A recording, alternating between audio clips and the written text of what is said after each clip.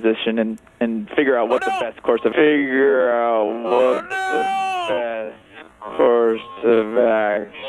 Oh gosh.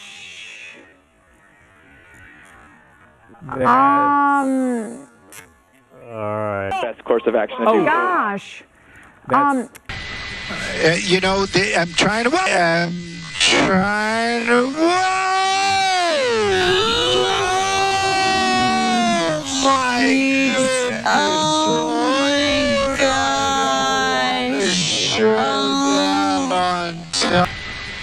You know, I'm trying to. Whoa! Oh my goodness! Whoa! Whoa! There! Oh, jeez! Oh!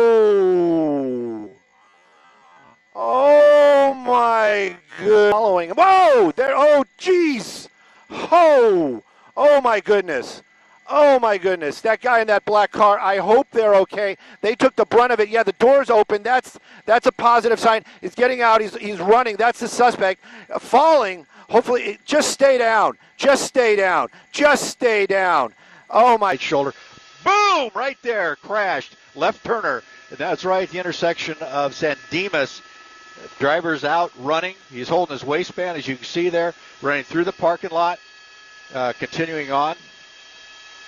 Still holding that left waistband as he runs through the parking lot coming up into a shopping center. Now, you got to be careful at this point because he could very easily carjack somebody as he's running through.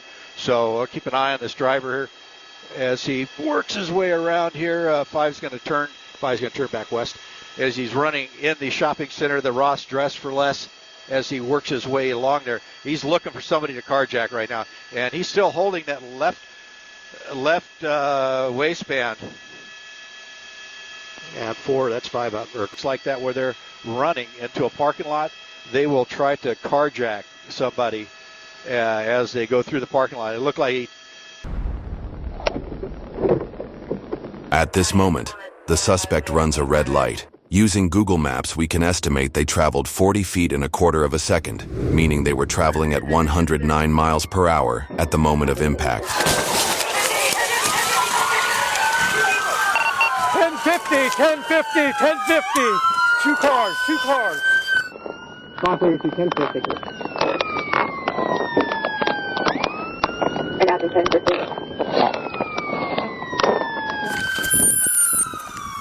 Which car is it? This is the suspect vehicle. Suspect vehicle's the blue one, right? Yes. Driver, let me see your hands. Let me see them hands! Hands! Driver, let me see your hands. Hands! Let me see your hands. Let me see your hands. I got movement inside the vehicle. Get out of the vehicle. Stand up. Negative 3016. Stay right there where you're at. Don't move! Don't move! We have a passenger on the other side. I got a passenger on the other side. Don't move! Look away from me. Can I go ahead and cuff him? Yeah, go ahead and cuff him. I got cover. Is there anybody else on the other side? Yes, there's a passenger. Okay. Put your hands behind your f***ing back right now. Put your hands behind your... According to a statement put out by the Maryland Attorney General's office, both the driver and the passenger were juveniles, so their identities are being withheld in accordance with juvenile privacy laws.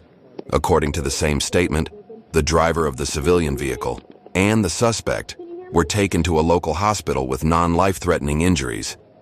However, the passenger in the suspect's vehicle died from their injuries 2 days later. Due to juvenile privacy laws, it is unknown what charges the driver will face, and Maryland Attorney General's Independent Investigations Division has assumed the investigation. Ultimately, several factors combined that resulted in this tragedy. Those include the extreme speed, the point of impact on the passenger side, and the lack of a seatbelt being worn, which also prevented airbag deployment. The vehicle belongs to him. It just doesn't make sense that he would just dump the vehicle for no other reason except for maybe the possibility of the fact that it might be running out of gas. So if the gas is low and if it's a stolen car, that would have made a lot of sense. Now he's parking it in a parking spot once again. Clearly, really trying to get rid of this vehicle, and now running through this subdivision here. We'll try and get across here. It looks like it's going to be North Schooner Lane as he runs through these townhomes in Anaheim. We'll try and get, if we widen out, we'll see. Okay, let's stay on him. Stay on him right here. He's just running around this building here. Looks like he's coming up on another couple of cars parked here, a van and a small red compact car. Looks like he's trying to break in to the van. He finds an open door in that white van. And now you can see the black and whites pulling up right behind him. He's blocked in. He's inside the car, likely trying to hotwire it at this point. And you can see they have lit him up and basically blocked him in. If he tries to back out, it could get ugly. But in any event, officers now with their guns drawn, squarely they have their eyes on him. They're just waiting for backup at this point, and obviously trying to bark some orders at him, hoping he gets out of the vehicle. Let's try and come around the other side if we can. I'm sorry. Yeah, we're actually on the north side of the Disneyland TFR, so we actually are going to be forced to hold this position right here. Unfortunately, we can't see the driver's side of that white van. But again, if you're just tuning in, there is a pursuit driver that is just. Look at this! Look at this! Ramming into the front of that black and white. That is Fullerton Police. Fullerton Police now trying to block him in as he puts it in reverse. He's going up and down, he has nowhere to go here. He's really trying to ram that car out of his way as he is now stuck in that parking spot. There's really nowhere for him to go. He's got a fence in front of him. Look at this. Look at violently into reverse, ramming right into that Fullerton Police Department vehicle. That's right. Yes.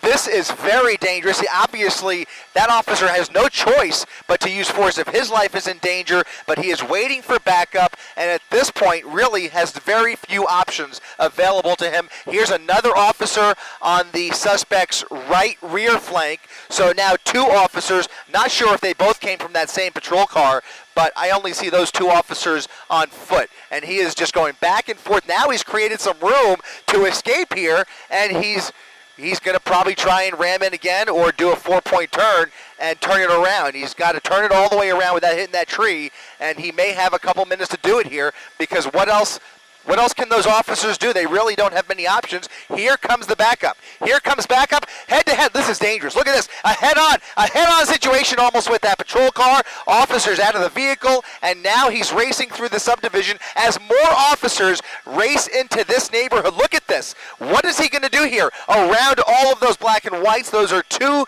Fullerton police officers that are now going to try and turn around with him. Look at this. Look at what we are seeing here. He is now back on Coronet Avenue after evading four separate black and whites who were just pulling into the neighborhood to try and help that original officer after a wild scene in that parking lot. We now have a brand new pursuit on our hands here as he has carjacked this vehicle and now racing down Coronet Avenue at Maple Street. Once again, a dangerous situation on the hands of Fullerton Police here.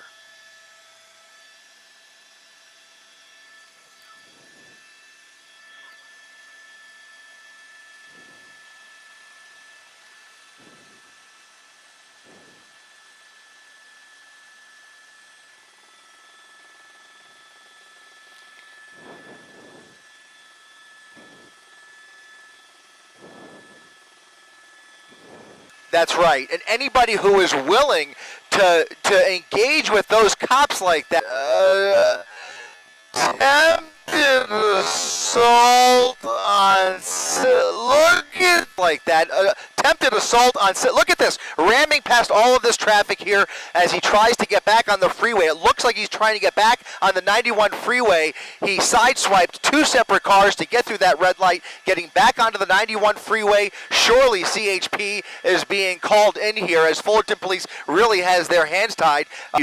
In the westbound direction here, looks like another crazy turn there onto a surface street into a parking spot. for no reason whatsoever, just went right over the curb there. I mean, there really wasn't anybody in his way. I'm not even sure what's going through this guy's mind. This is just very unpredictable. Impossible to set up for a spike. Look at this. Off-roading, trying to get around traffic.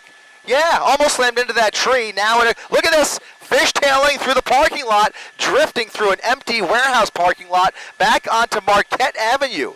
He is having a lot of trouble with this vehicle, guys.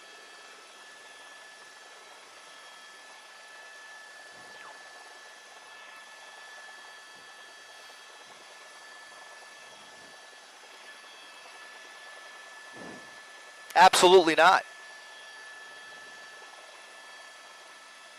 Yeah, not composed at all. It looks like he might even have a flat tire. Look at this. There are pieces.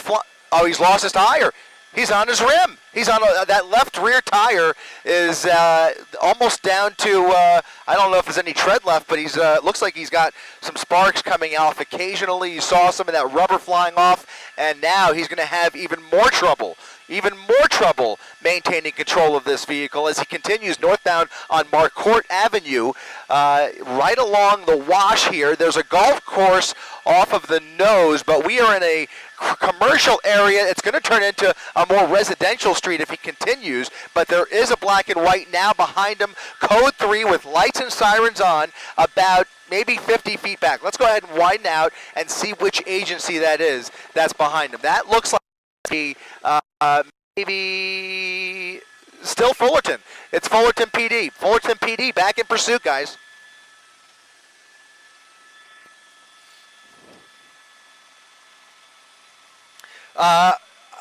Yeah, we're in the Norwalk area, I think, now as he comes up. Well, no, he's not in Norwalk yet, but look at this. He's going through that gas station without any tire on that left rear wheel. Almost struck several vehicles there. A miracle nobody's gotten hurt yet, but you can see he is really in a jam now. Lots of traffic ramming into all of these cars here. Again, this is northbound Carmenita Road now, and it's not moving. He's stuck. Now he's stuck. It looks like he's stuck.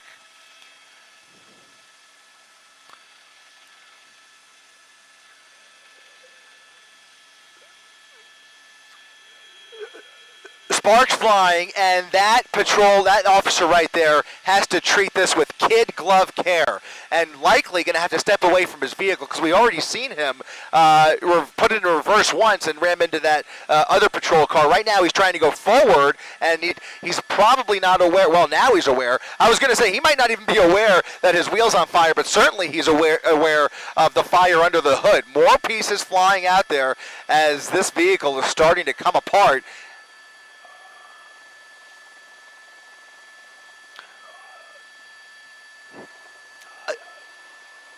I'm thinking it came from well, it could be, because, I mean, where else would that smoke be coming from? But I don't think any shots have been fired yet, so that probably is not the case. But that wheel, that left rear wheel, is also creating some metal as well. So it could have come from the rear, but now I've got to wonder if that transmission is just reached its limit, and that's what's producing the smoke here. Not sure, but in any event, it has overheated. And it looks like the vehicle is now disabled. Additional units now pulling into position here. So some backup from CHP. And Fullerton PD as he gets out of the vehicle, crawls out of the passenger window, and is now running for it northbound Carmenita Road. Running up northbound Carmenita at Leffingwell Road as he crosses the street. We've seen this person make several desperate attempts to hijack other vehicles. We will see what he decides to do here. Lots of folks getting home here in Fullerton, or here in the La Mirada area, I want to say, and he is now running down the sidewalk without any other wheels at his disposal. He's going to start running out of steam here, and we'll see if this ends in a foot pursuit, because I think they are pursuing him on foot, but I can't confirm that from my vantage point. Here comes another officer in the opposite direction, and he's now run into a residential alleyway here. Loses his footing. Oh no, he's now on private property. You saw that it looked like a woman next to her home here. He's now in the backyard, and he's going to hide out here along Leffingwell Road and jumping fences. He's jumping fences looking for a way into one of these homes. Little dog, small dog there in the backyard. He's under that patio, yeah, that awning. He's trying to get into that car, into that house rather.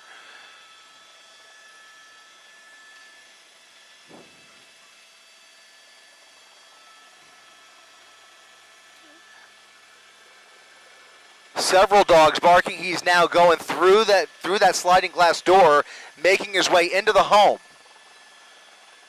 Somebody appears to be, yeah, it might even be a homeowner, not sure. Completely unaware. Yeah, he's on the other side of the building. I don't think he has any clue. Very dangerous situation here where we have no information, but here comes somebody running out the front. Look at this. Look at this. A confrontation inside the house, a family home, and now we're going to come around the front here. Oh, my goodness. Oh, my goodness. Look at this. He's in the truck. He's in the truck. He's in the truck. He just got in that truck. There's a dog under that truck. Oh my goodness, look at this. He just stole the, oh my God, oh my goodness. Oh my goodness. This is incredible. This is incredible. Unbelievable. I cannot believe what we are witnessing, guys. They are going to have to get creative here because this person is look at this. Just ramming into cars, additional bumpers flying off of that other vehicle. And now he's, I believe, westbound on Leffingwell Road. I want to say westbound. Is that? Can we put the compass up real quick? Yeah, westbound Leffingwell. If you live in this area or have any idea where we are here, if you are looking at us, you need to stay inside because there is a dangerous suspect behind the wheel here. I feel very sorry for all of the other cars on the road here as he continues to make his way towards the freeway once again. We may find ourselves back on the freeway. But look at him, a little bit of traffic, and once again, right through another gas station. This is just incredible. This is the third vehicle that he has stolen today. Off-roading, he's going to be in trouble here. He's going to be in trouble. He's off the road at a high rate of speed. He may spin out here. All right, back on Hacienda Road. He's going to, oh, man, he just missed that one.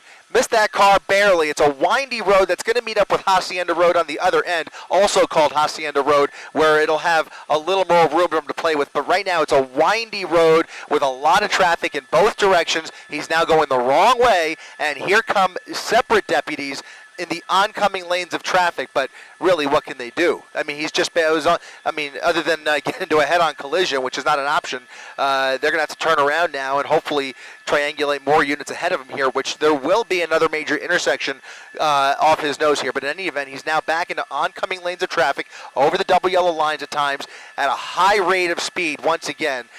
Oh, man, this is it just takes your breath away with every intersection that he blows through.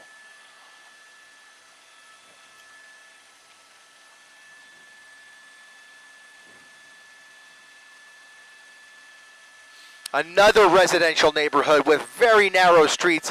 Looks like he's not. Okay, so that's El Rancho Drive, and a series of deputies now following him into this neighborhood, or at least two. Okay, so these are the two that were coming. They turned around with them. Those original deputies, just to put this in perspective, appear to have fallen back. They could not keep up with his driving on Hacienda Road, but those two that were coming in the opposite direction are now right behind him.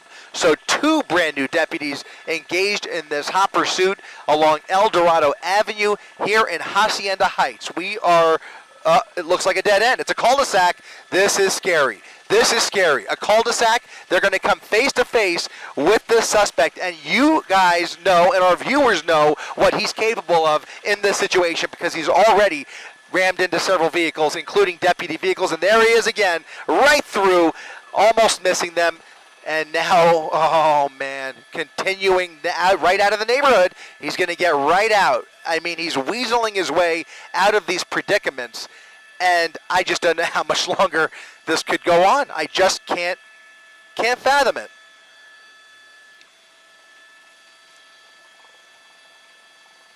Nothing they could do. Yeah, right.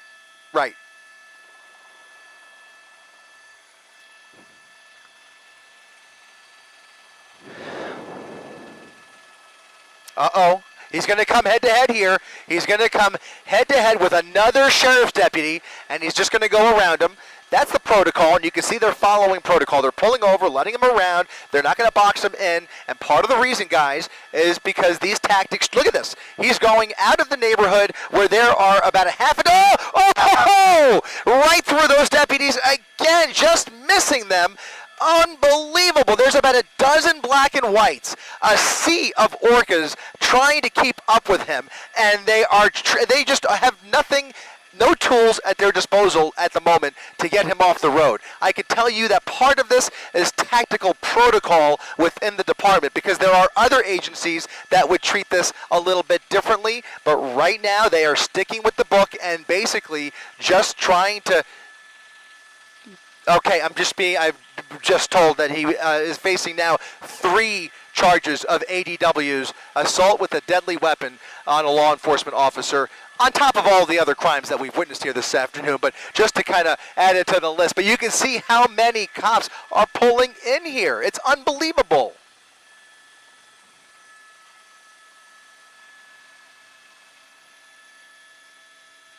It is. He's backtracking on that same windy road, which again has 1 lane going, 1 lane in the opposite direction, and at times he just went around traffic by off-roading into the shrubs almost. It was a miracle he was able to maintain his composure there, but spinning up a lot of dust. It's a narrow road and about a dozen black and whites behind him. But that tire, I think his back left tire is, he did hit something. Look at that, more sparks flying. Not sure if it's coming from the wheel well or if it's coming from that equipment, but something is making metal, and I gotta wonder if all that stuff in the bed of that pickup truck was strapped down. Very possibly not. We've already seen one with cross traffic, so many close calls. It's a miracle we haven't seen anybody get hurt. Now under the freeway, that I believe was the 605. The 60, excuse me. Oh, crashing into a Jeep, crashing into another vehicle here, and wiping him out off the road. He just took out another vehicle, rammed into him, heavy damage. I hope that person's okay. Up on the curb, and now he's trying. Look at this again, ramming into more cars and trucks. Head on. Unbelievable. Head on with another car, and here comes not even a pit maneuver, but they rammed into him from behind into a gas station. Folks getting gas at the corner of Gale and Hacienda into a gas pump, and now he's going to try and get out probably, but he's going to put it in reverse, back in reverse towards that deputy. Look at this, ramming into the front end. They're shooting at him. They're shooting. We're going to widen out, and they are now firing into the cab of that pickup truck. Unbelievable. They are using force. Deadly force is being employed at this moment to try and stop this madness in the middle. They are stopped. They have stopped. The wheel is off. That front left wheel is off. Yep. Is it still going? Still going. So his foot's on the gas? Unbelievable. Foot on the gas. Bullets flying through that truck. And now we'll see, as they surround the vehicle, multiple teams and K-9 units already on the scene here, surrounding the vehicle, at least the rear of the vehicle. In any event, here comes an arrest team. They're going to approach with shields up, guns drawn, and they've got tactical tools at their disposal if they face any resistance. But the first order of business is going to be clearing that driver's side window. The glass breaker is being employed, ramming the driver's side window, and now getting a much clearer view that we will keep somewhat. There is movement. He's moving. He is moving. I saw his hand. The back seat appears clear. Now they'll try. It looks like he's injured, and it looks like they're going to make an attempt to open that door, but it's not open yet. They may just pull him through the windshield. They may pull him through that window, guys. I have a feeling they will just pull him right through the driver's side window without bothering with the door. We don't know what kind of condition he's in, but you saw what I saw, which was his hand moving. It looked like he maybe had crawled into the passenger seat, and there you go. They're going around the passenger side to to bring him out. Wow. Stepping out of the vehicle. Whoa. Whoa. What in the world? Look at this! Again! Ramming into more cars and trouble. Head on with another car. And here comes the Crash and police takedown.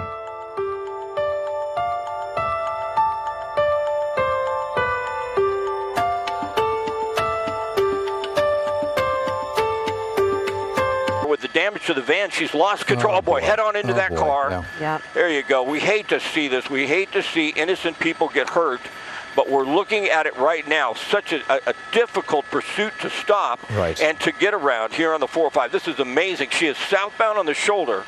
Gonna have to go into Port Washington.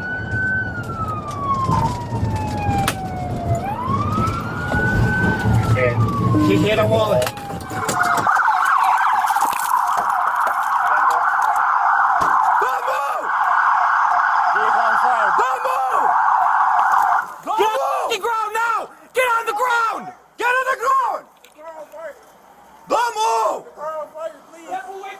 Step away!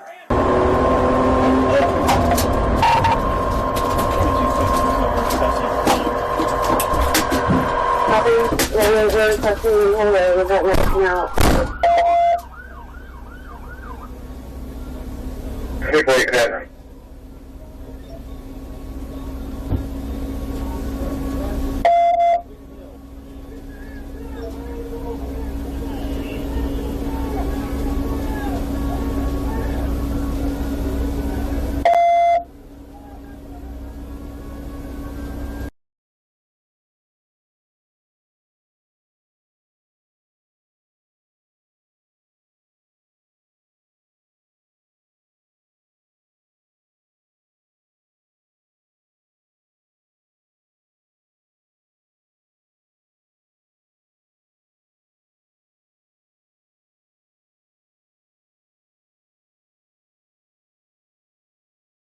Since then, you could see it kind of doing that loop there through that residential area. Luckily, not a lot of people are just, wow, just missing those cars into that power line there. Wow, okay. That is quite the ending to this pursuit. We sure hope that this suspect is okay. Now the police have to figure out how to secure the situation. You have down power lines, and they're going to have to protect the public there too. So they're going to take this slowly. They're going to call fire and ambulance services